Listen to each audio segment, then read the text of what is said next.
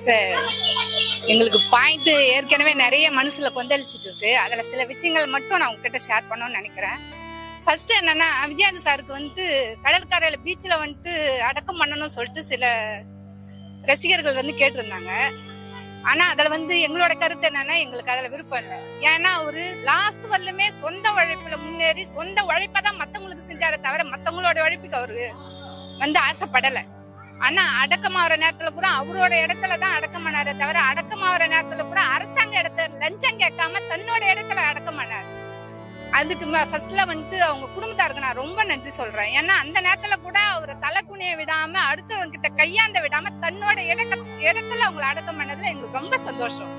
இன்னொன்னு என்னன்னா, இந்த பிரிட்ஜுக்கு வந்துட்டு விஜயகாந்த் சதுரங்கன்னு பேர் வைக்கிறதா வந்து முதல்வர் அறிவிச்சிருக்காரு. அது வந்துட்டு பேர் வைக்காத பிள்ளைக்கு வேணா ஒரு பேர் வைக்கலாம். ஏற்கனவே பேர் வச்ச பிள்ளைக்கு ஒரு பேர் வைக்கிறது அவசியம் கிடையாது. ஏன்னா ஏற்கனவே இந்த இடத்துக்கு வந்து விஜயகாந்த் சத்திரமா தான் இருக்கு. இப்ப வந்து விஜயகாந்த் கோவிலாவே மாறிடுச்சு. அவரு அண்ணா அந்த பிரிட்ஜுக்கு வந்துட்டு விஜயகாந்த் சதுரங்கன் பேர் வைக்க போறதுனால மட்டும் இந்த இடத்துக்கு விஜயகாந்த் சாரோட பேர் வர போறது கிடையாது. இந்த இடத்துக்கு ஆல்ரெடி பேர் வந்துடுச்சு. விஜயகாந்த் சத்திரமா இருந்து இப்ப விஜயகாந்த் கோவிலா மாறிடுச்சு. அதுக்கு ஃபர்ஸ்ட்ல அவருக்கு செஞ்ச ஒரு நல்ல காரியம் என்னன்னா, அவருக்கு நான் நன்றி சொல்றது எதுக்காகன்னா, அவருக்கு வந்து இறுதி சடங்குல அரசு மரியாதை கொடுத்ததுக்காக நான் முதல்வர் ஐயாவுக்கு ரொம்ப நன்றி சொல்றேன். இன்னும் ஒரு விஷயம் என்னன்னா, மீடியாக்கள் நான் ஒரு விதத்துல நன்றி சொல்றேன். ரொம்ப ரொம்ப நன்றி சொல்றேன். எதுக்குன்னு கேட்டீங்கன்னா, ஃபர்ஸ்ட் வந்துட்டு அவரு ஒரு சில எதனால அவருக்கு அந்த பேர் வந்துச்சுன்னு தெரியல, ஒரு குடிக்காரனாவும் கெட்டவராகவும் அவரு நிறைய மீடியாக்கள் வந்து அசிங்கப்படுத்தி அவரு முடக்கி மூளையில உட்கார வச்சுட்டாங்க. அதனால அவருக்கு இந்த நிலைமை ஆயிடுச்சு. அதே மீடியாக்கள் தான் இன்னைக்கு அவரை ஒரு மனித தெய்வம்ன்ற நிலைமைக்கு கொண்டு வந்திருக்காங்க. எங்களுக்கு வந்து நாங்க வந்து சாதாரண மனுஷங்க தான். விஜயகாந்த் சாரே ரொம்ப பிடிக்கும், ஒரு படங்களை நிறைய பார்த்திருக்கோம், ரசிச்சிருக்கோம், அவ்வளவுதான். அது மட்டும் தான் எங்களுக்கு தெரியும். விஜயகாந்த் சார் ஒரு நடிகர்ன்றது மட்டும் தான் எங்களுக்கு தெரியும். அவர் வந்து ஒரு நல்ல மனுஷனா எவ்வளவு நல்லது செஞ்சிருக்காங்கன்றது வந்து அறிமுகப்படுத்துறது இந்த மீடியாக்களும் யூடியூப் சேனலும் இதுதான். அது மூலமா தான் ஒரு நல்ல மனிதர்ன்றது எங்களுக்கு தெரிய வந்துச்சு. நாங்க அவ்வளவு தூரம் நின்று தீவு திடல்ல என் பிள்ளை உடம்பு சரியில்லாத பொண்ணை நீ பட்டிட்டு வாமா, உடம்பு சரியில்லை, அவளுக்கு 10 நாளா உடம்பு சரியில்லை, இவளை விட்டுட்டு நான் அவரை பார்த்தேன். லாஸ்ட்ல ஒரு நிமிஷமாவது அவர் முகத்தை பார்க்கணும் சொல்லிட்டு இவளை உடம்பு சரியில்லாத வீட்டுல விட்டுட்டு 6 மணிக்கு தீவு தேடலுக்கு போறது எடுத்துட்டு போறாங்கன்னு சொல்லிட்டு அரும்பாக்க பிரிட்ஜில் உட்காந்து நின்றுட்டு இருந்தோம் நானும் எங்க வீட்டுக்காரும். அங்க பார்க்க முடியாம அங்க இருந்து அப்படியே தீவு தேடலுக்கு போயிட்டு லைன்ல நின்று அவரை பார்த்துட்டு அதுக்கப்புறம் தான் வீட்டுக்கு போனோம். அந்த அளவுக்கு அவர் மேல ஒரு தாக்கத்தை கொண்டு வந்தது எதுனா இந்த மீடியா தான். அவரை இழிவுபடுத்துறது இந்த மீடியா தான், ஒரு பெருமைப்படுத்துறது இந்த மீடியா தான். அதுக்கு அந்த மீடியாவுக்கு நான் ரொம்ப நன்றி சொல்லிக்கிறேன். இன்னும் ஒண்ணு என்னன்னா, கருடம் வந்து இங்கதான் பறந்தது, அவரு கொண்டு வரும்போது தான் பறந்தது, அடக்கம் பண்ணும் போது தான் பறந்ததுன்னு சொன்னாங்க. அது ஆனா இல்ல, அவரு தீவு திடல்ல வச்சிருக்கும் போதே அங்க 2 கருடம் காலையில பிறந்தது. 8:30 மணிக்கெல்லாம் பறந்துருந்தது. நானும் எங்க வீட்டுக்காரும் பார்த்தோம், எங்களை சுத்தி இருந்தவங்களும் பார்த்தாங்க. நீங்க அது மீடியாக்காரங்க அதை ஜூம் பண்ணி பாத்தீங்கன்னா உங்களுக்கு அதுவும் தெரிய வரும். ஆக மொத்தம் அவர் ஒரு மனித பிறவில் பிறந்த ஒரு கடவுள். என்னோட அபிப்பிராயம் அதுதான். இனிமேலாவது மீடியாக்காரங்க ஒரு சில தப்பு செஞ்சு அதை பெருசு பண்ணி உங்களை மேலும் மேலும் வந்து இழிவுபடுத்தாம தவறு செய்யறத சுத்தி காட்டுங்க. நான் வேணான்னு சொல்லல, அதையே காரணமா காட்டி ஒரு மனுஷனை வந்து நோக அடிச்சிடாதீங்க. இந்த வாய்ப்பை கொடுத்ததுக்கு ரொம்ப நன்றி. இது எங்களுக்குள்ள கொந்தளிச்சிட்டு இருந்த ஒரு விஷயம். நாங்க அங்கேயே மீடியாக்காரர்கிட்ட பேசணும்னு நினைச்சோம், ஆனா எங்களால அந்த சமயத்துல பேச முடியல. ஆனா இப்ப அந்த பேசுற சந்தர்ப்பம் எங்களுக்கு கிடைச்சிச்சு. அதனால ரொம்ப நன்றி எங்களுக்கு அபிப்பிராயம் கேட்டதுக்கு. என்னுடைய பேர் வந்து ஜோதி. நாங்க விழுப்புரம் மாவட்டம் வந்து கடையும். எங்க ஊர்ல பாத்தீங்கன்னா விஜயகாந்த் மன்றத்துக்கு 7 கிளைகள் இருக்கு. விஜயகாந்த் சாரோட ரசிகர்கள். அவரு என்னைக்கு எலெக்ஷன்ல நின்னாரோ அன்னையில இருந்து எங்க ஃபேமிலி மொத்தமா அவருக்கு மட்டும்தான் ஓட் பண்ணுவோம். எங்க தொகுதியில அவர் சார்பா யார் நின்னாலும் எங்களுடைய ஓட்டு அவருக்கு தான், இன்னமும் இனிமேவும். நன்றி சார். நாங்க எந்த கட்சியிலும் இல்லை சார், நான் அவரோட ரசிகர். இப்ப வந்து ஒரு நல்ல மனுஷனுக்கு கிடைச்ச மனிதர்கள் நாங்க, அவர் நல்ல உள்ளத்துக்கு கிடைத்த மக்கள் நாங்க. அததான் சார் சொல்றேன், ஆரம்பத்துல ஒரு நடிகரா பிடிக்கும், இப்ப வந்து ஒரு நல்ல மனுஷனா பிடிக்கும். அவருக்கு மத்தவங்க கஷ்டப்படுறத பார்த்து தாங்கிக்க முடியாத ஒரு நல்ல அந்த மனிதாபிமானமும் அந்த மனுஷன் சார். உதவி பண்ற அந்த குணம் தான் சார் எங்களுக்கு பிடிச்சது.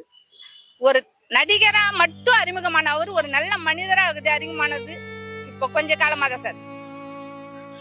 அவர் என்னைக்கு உடம்பு சரியில்லாம படுத்தாரோ அன்னையில இருந்து மீடியா ஒவ்வொரு மீடியா எந்த ஒரு மனுஷனும் உயிரோட இருக்கும் போது தான் நல்லவன் சொல்லி கேட்ட மனுஷனே இருக்க முடியாது. அப்படி உயிரோட இருக்கும் போதே இவரு ரொம்ப நல்லவன் காதால கேட்டு கேட்டு சந்தோஷப்பட்ட ஒரே ஆள் கேப்டன் சார் மட்டும்தான்.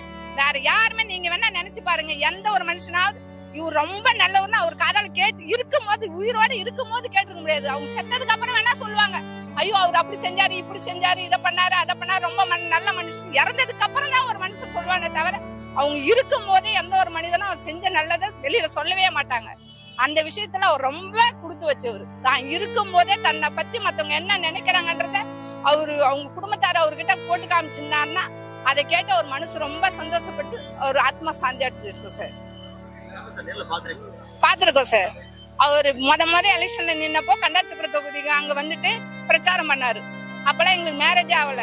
நானும் ஒரு விஜயகாந்த் ரசிகர், எங்க வீட்டுக்காரும் ஒரு விஜயகாந்த் ரசிகர். நான் ஒரு பக்கமும் எங்க வீட்டுக்காரர் ஒரு பக்கமும் அங்க நின்னு பாத்துருக்கோம். கூட்டத்தோட கூட்டமா நின்று பாத்துருக்கோம்.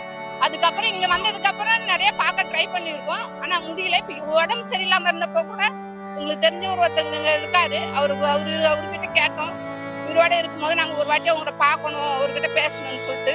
ஆனா அவரு ரொம்ப உடம்பு முடியாம இருக்கிறதுனால முடியாதுன்னு சொல்லிட்டாங்க. நேர்ல பார்த்தது கிடையாது. முதல் முறையா நீங்க வந்து நேர்ல பார்க்க வரும்போது சமாஜில ஒரு ரொம்ப கஷ்டமா தான் சார் இருக்கு. ஆனா நான் வந்து விஜயகாந்த் சாரை பார்க்கல, ஒரு ஆக்டரை பார்க்க வரல, ஒரு கடவுளை பார்க்க வந்திருக்கேன். ஒரு குலதெய்வம், எங்க குலதெய்வ கோயிலுக்கு நாங்க எவ்வளவு ஒரு ஆர்வமா போவோமோ, எப்படி வேண்டுதல் பண்ணுவோமோ அது மாதிரி ஒரு குலதெய்வ கோயிலுக்கு வந்த மாதிரி நாங்க பொங்கலுக்கு வந்தது ஃபீல் பண்றோம் சார். சார் இதுல வந்துட்டு வயசு ஆயிடுச்சு அப்படின்றத விட அவருக்கு இன்னும் வயசு இருக்கு சார். அவர் வந்துட்டு மக்கள் சப்போர்ட்டோட மத்தவங்க மீடியாவுக்கு சப்போர்ட்டோ அரசியல் சப்போர்ட்டோ அவர் வாழ்க்கையில சதி பண்ணலன்னா அவர் இன்னும் ரொம்ப நாளைக்கு இருந்திருப்பார் சார். மீடியாக்களும் அரசியலும் அவர் கொஞ்சம் ரொம்பவே கஷ்டத்தை கொடுத்துட்டாங்க. அதனாலதான் அவர் அந்த கஷ்டத்தில் தான் அவர் மனம் உடைஞ்சு உட்கார்ந்துட்டாரு. மனசை உடைச்சு மூளையில முடக்கி உட்கார வச்சுட்டாங்க. அவர் மத்தபடி உடம்பு சரியில்லாதனால ஒண்ணும் அவர் இறக்கல. இந்த காரணங்களால அவர் மனசு உடைஞ்சு உட்கார்ந்துட்டாரு. அவ்வளவுதான். அவருடைய நல்ல மனசு, அந்த நல்ல மனசை வெளியே கொண்டு வந்தது மீடியா. அவர் எவ்வளவுதான் உதவி செஞ்சிருந்தாலும் அதெல்லாம் வந்துட்டு சிலது அவர் சுத்தி இருக்கிறவங்களுக்கு மட்டும்தான் அது வெளியே தெரிஞ்சிச்சு. ஆனா சில மீடியாக்கள் அதை வந்து நிறைய அந்த யூடியூப் சேனல அந்த மீடியா அவர் பண்ண நல்லதெல்லாம், அவருக்கு உடம்பு என்னைக்கு சரியில்லாம உட்கார்ந்தாரோ அன்னையில இருந்து அவர் பண்ணதெல்லாம் நல்லது போட்டு காமிச்சு மக்கள் மத்தியில அவர் பத்தின அபிப்பிராயத்தை, அவர் கெட்டவர் குடிகாரன் அப்படின்ற அபிப்பிராயத்தை மாத்தி அவர் மிகச்சிறந்த மனிதர் என்றதை வந்து வெளியில காமிச்சு அவர் இறக்கும் போது அவருக்கு இருந்த ரசிகர்களை விட அரசியல் கூட்டத்தை விட மக்கள் கூட்டத்தை நிறைய உருவாக்கி கொடுத்துச்சு சார். அவரும் மனுஷன் தான் சார். அவர் வந்து சில அழுத்தத்தால இப்ப வந்து அவர் வந்து இங்க வராம இருக்கலாம். அது அரசியலா இருக்கலாம், இல்ல பர்சனலா இருக்கலாம், எதா வேணா இருக்கலாம். ஆனா நிச்சயம் நான் இன்னைக்கு சொல்றேன் சார், நீங்க குறிச்சு வச்சுக்கோங்க. அவரும் ஒரு மனுஷன், மனுஷாட்சி உள்ள மனுஷன். கண்டிப்பா இதே இடத்துக்கு எங்களை மாதிரி ஒரு நாளைக்கு இங்க வந்து உட்கார்ந்து அழுவார் சார். கண்டிப்பா வருவார். என்னைக்கு அவர் இறக்கறதங்காட்டி கண்டிப்பா ஒரு நாளைக்கு இங்க வந்து உட்கார்ந்து அவரும் அழுவார். ஏன்னா அவரும் ஒரு மனுஷாட்சி உள்ள ஒரு மனுஷன். அவர் கெட்டவரும் சொல்ல முடியாது, அவருக்கும் மனசாட்சி இருக்கு. அவரும் கேப்டன் எவ்வளவு செஞ்சிருப்பாரு, எப்படி பாத்துருக்காரு அப்படின்றது அவருக்கும் தெரியும். அதுல ஒரு பங்காவது மத்தவங்களுக்கு செஞ்சதோட அவர் ஒரு பங்காவது ஒரு இதை எடுக்க வச்சிருப்பாரு. அந்த நன்றி உணர்ச்சி கண்டிப்பா இருக்கும். அவரும் இந்த இடத்துல ஒரு நாள் வந்து உட்கார்ந்து அழுவார் சார். பயமா இருக்கலாம், நான் தான் சொல்றேன்ல, பயமா இருக்கலாம். இல்ல அவரு பர்சனலா ஒரு அழுத்தம் அரசியல் ரீதியாவும் இருக்கலாம், இல்ல ஒரு பர்சனலா ஒரு மன அழுத்தமாவும் இருக்கலாம். ஆனா கண்டிப்பா எதா இருந்தாலும் ஒரு நாளைக்கு கண்டிப்பா இந்த இடத்துக்கு வந்து அவரு உட்காந்து அழுவார். எங்களை மாதிரி அவரும் வந்து அழுவார். கண்டிப்பா இருக்கும் சார், ஆதரவு இருக்கும் சார். ஏன்னா அவரு ஃபர்ஸ்ட்ல செஞ்ச நல்லது எதுவும் வெளியில வரல. அவர் ஒரு நடிகரா மட்டும்தான் அரசியல் ஃபர்ஸ்ட்ல வந்தார். அவர் செஞ்ச எந்த நல்லதையுமே சொல்லி அவர் அரசியல் வரல. ஆனா அட்டன் பண்ண ஃபர்ஸ்ட் இதுல வந்துட்டு எதிர்கட்சி ஆனாரு. அது மாதிரி இப்ப வந்துட்டு அவரை பத்தி இன்னும் நிறைய பேருக்கு நல்ல விதமா நிறைய பேருக்கு தெரியும். அதனால அடுத்த எலெக்ஷனுக்கு அவர் கண்டிப்பா வருவார். என் பேர் சுரேஷ். நான் விழுப்புரம் மாவட்டம் கடை கிராமத்துல வந்திருக்கேன். எனக்கு ஒரு சின்ன ஒரு இதுதான், நடிகர் சங்கத்துக்கு எவ்வளோ கஷ்டப்பட்டிருக்காரு, எவ்வளோ கடன்லேருந்து சங்கத்தை மீட்டு எவ்வளோ உதவி பண்ணியிருக்காரு. அதனால எல்லா நடிகர்களுக்கும் என்னோட ஒரே கோரிக்கை என்னன்னாக்கா, நடிகர் சங்கத்துக்கு கட்டடத்துக்கு அவருடைய பேரை கண்டிப்பாக அவசியம் வைக்கணும். இதுதான் என்னோட கோரிக்கை சார். நன்றி, வணக்கம். நடிகர் சங்கத்துக்கு ஒரு பேர் வைக்கணுமா வைக்க வேணாமான்ற கேள்விக்கே இங்க இடம் கிடையாது. கண்டிப்பா அதுக்கும் அவருடைய பேர் வரும். இன்னும் ஒண்ணு வந்துட்டு பாரத் ரத்னா விருதுக்கு வந்துட்டு கேப்டன் சாரை பரிந்துரைக்கலாமா அப்படின்னு சொல்லிட்டு ஒரு கேள்வி விசால் சார் இந்த போய் கேட்டிருந்தாங்க. அதுக்கு யாரும் பரிந்துரைக்கணும்ன்ற அவசியமே கிடையாது. ஏன்னா மோடி சாருக்கு உள்பட விஜயகாந்த் சார் எப்படியாப்பட்டவர்னு அவருக்கும் தெரியும். நீங்க யாரு கோரிக்கை வைக்காமலே கேட்காமலே அந்த விருதும் அவருக்கு சேரும். இது என்னோட நம்பிக்கை. என்னோட நம்பிக்கை மட்டும் இல்ல, மக்களோட நம்பிக்கை அதுதான். மத்தவங்க கோரிக்கை வச்சுதான் அது அவருக்கு வரணும்னு இல்ல, மத்தவங்க ரெக்கமெண்டேஷன் பண்ணணும்ன்றதும் அவங்களுக்கு கிடையாது. கண்டிப்பா பாரத ரத்னா விருதும் அவருக்கு வரும். ஏன்னா அவர் ஒரு நல்ல தமிழ் குடிமகன்.